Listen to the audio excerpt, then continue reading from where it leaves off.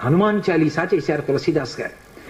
కళ్ళు మూసుకుని హనుమని తెలుసుకుని హనుమాన్ చాలీసా చేస్తుంటే భటులు వచ్చి కొరడాలు పట్టుకుని కొట్టడానికి పైకెత్తుతున్నారు.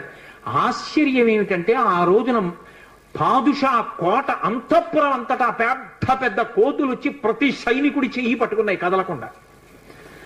పాదుషా భయపడిపోయి సింహాసనం దిగి కిందకొచ్చి తులసీదాస్ గారి కాళ్ళ మీద పడ్డాడు.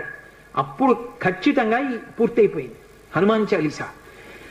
ఆ తులసీదాస్ గారి చదివినప్పుడు అన్ని కోతుల రూపంలో వచ్చి ఎదురుగుండా హనుమ నిలబడి కాపాడారు తులసీదాస్ గారిని.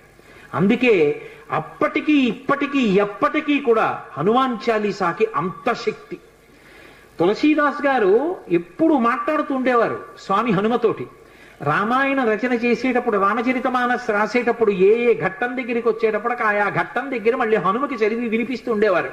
హనుమ అంతా చదివి సరేనంటుండేవారు. అబ్బో ఎన్ని